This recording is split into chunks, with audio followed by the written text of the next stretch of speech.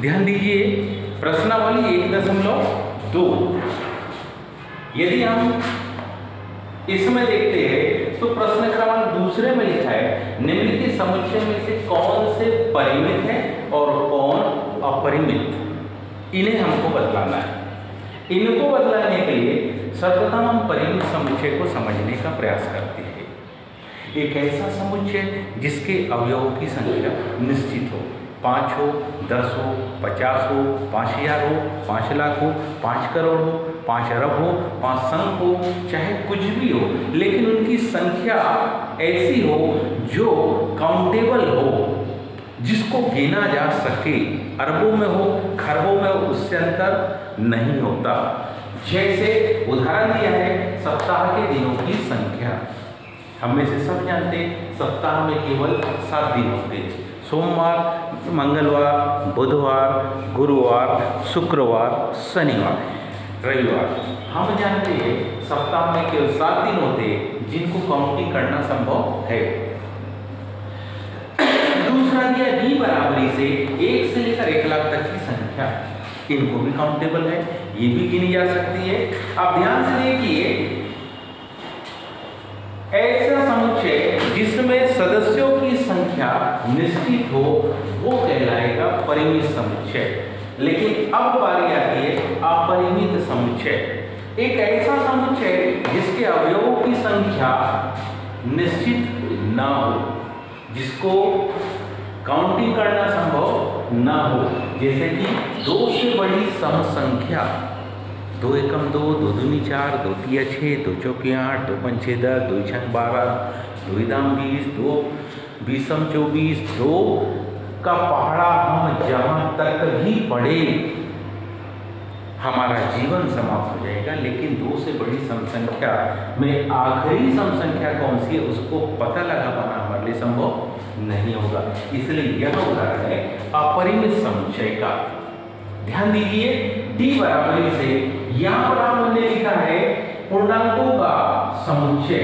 हम इसे सब जानते हैं 0, 1, 2, 3, 4, 5, 6, 7, 8, 9, 10 से अनंत तक की संख्या है।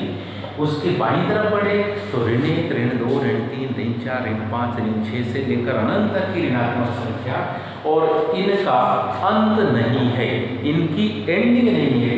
हम नहीं कह सकते कि इसके बाद कोई पूर्णांक संख्या नहीं आती। इसलिए ये जो 2 उदाहरण है, ये दोनों के दोनों उदाहरण अपरिमित समुच्चय के हैं। परिमित समुच्चय जिसमें सदस्यों की संख्या निश्चित हो, अपरिमित समुच्चय जिसमें अवयव या सदस्यों की संख्या निश्चित न हो, जिसको काउंट करना हमारे लिए संभव न हो। आइए प्रश्न क्रमांक दूसरे को देखें। उसमें लिखा था निम्नलिखित समुच्चय में से कौन से परिमित व कौन अपरिमित है उनको छांटना है। पहला देखेंगे वर्ष के महीनों का समुच्चय। हम में से सब जानते हैं कि वर्ष में केवल 12 महीने होते हैं। अगर इनको लिखने की भी बारी आए तो हम में से सब लोग लिख सकते हैं कि पहला मंथ है जनवरी, दूसरा है फरवरी, फिर है मार्च, फिर है अप्रैल, फिर मई, जून, जुलाई, अगस्त, सितंबर, अक्टूबर, नवंबर, और 12वां माह जो है वो है दिसंबर। हम जानते हैं कि इसमें ऐसे कोई सदस्य नहीं है जिनको ना हो पाना हमारे लिए संभव ना हो, अर्थात केवल जनवरी से दिसंबर केवल 12 माह है। इसलिए ये जो पहला उदाहरण है वह होगा परिमित समुच्चय का। यह पहला उदाहरण है कि परिमित समुच्चय है। बारी आए प्रश्न क्रमांक दूसरे की, तो ध्यान से देखिए, इसमें हमने नेचुरल नंबर दिया है। पहला अवयव है 1, दूसरा अवयव है 2, तीसरा अवयव है 3, और उसके बाद डैश की लाइन है। ये डैश की लाइन प्रदर्शित करती है कि हमारे ये जो मान है 3 पर समाप्त नहीं हुए, बल्कि 3 के बाद 4 भी है, 4 के बाद 5 भी है, 6, 7, 8, 9, 10, 11 से लेकर वहाँ तक की संख्या है जहाँ तक की संख्या को नाप पाना हमारे लिए संभव नहीं है। इसलिए ये पूरी नेचुरल नंबर इसमें आ गए, तो हम इसको कह सकते हैं कि यह जो उदाहरण है यह उदाहरण अपरिमित समुच्चय का है। यह जो दूसरे का दूसरा उदाहरण है, यह अपरिमित समुच्चय का उदाहरण है। तीसरे क्रमांक के प्रश्न को ध्यान से देखिए, उसमें लिखा है 1 2 3 डैश डैश डैश 99 और 100। इस प्रकार से जो अवयव लिखे हैं, इसका अर्थ होता है कि 1 से लेकर 100 के मध्य की पूरी संख्या, लेकिन 100 के बाद इसमें 101 शामिल नहीं है। क्या शामिल है? 100 है, 99 है, 98, 97, 96 से लेकर 1 तक के अंक। इधर शुरुआत हुई है 1 से, इधर समाप्ति हुई है 100 पर, मतलब केवल इसमें 100 तक की गिनती वाली संख्या है। यह 100 तक की हम कह सकते हैं नेचुरल नंबर की संख्या है, जिसको गिना जा सकना संभव है, क्योंकि ये अवयव केवल 100 है, अर्थात ये निश्चित है, अर्थात इसमें अवयवों की संख्या निश्चित है। इसलिए यह उदाहरण हो गया परिमित समुच्चय का। आगे आती है बारी कि 100 से बड़े धन पूर्णांकों का समुच्चय।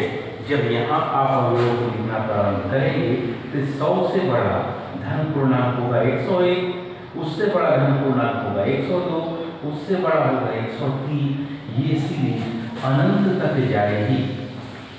इसका कोई अंत नहीं है, प्रारंभ तो है लेकिन इसका कोई अंत बिंदु नहीं है। 101, 102, 103, 104, 105, 106, 107 से लेकर इसमें 200 भी है, इसमें 2 लाख भी है, इसमें 2 अरब भी है, इसमें 2 खरब भी है, और वहाँ तक की संख्या है जहाँ तक की संख्या को हम काउंट नहीं कर पाएंगे। पूरा जीवन समाप्त हो जाएगा, हमारे पास कापी पे कागज पर लिखने वाले अंक समाप्त नहीं होंगे। इसलिए यह जो उदाहरण है, यह दूसरे क्रमांक का उदाहरण है। कौन सा?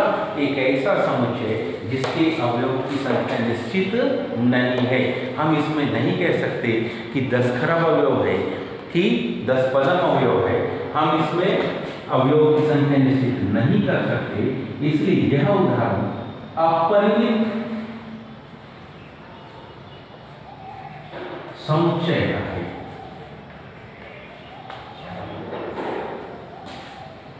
इसके एंडिंग पद को ध्यान से देखिए, लिखा है 99 से छोटे अभाज्य पूर्णांकों का समुच्चय। 99 से छोटे अभाज्य पूर्णांकों का समुच्चय। अगर हम इसको थोड़ा सा ध्यान से देखें, 99 से छोटे अभाज्य पूर्णांकों का समुच्चय, तो ध्यान से देखिए, इसमें 99 से छोटे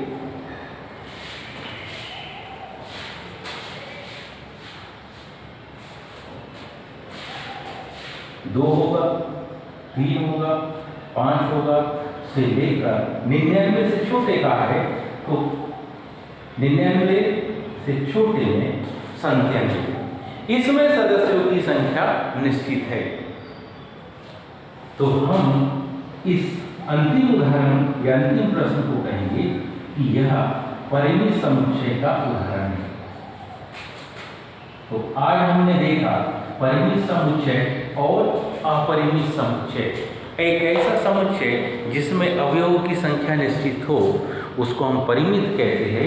एक ऐसा समुच्चय जिसमें अवयवों की संख्या निश्चित न हो, हम उसको अपरिमित समुच्चय कहते हैं। आज अपन ने प्रश्नावली 1.2 का प्रश्न क्रमांक दूसरे को पढ़ा।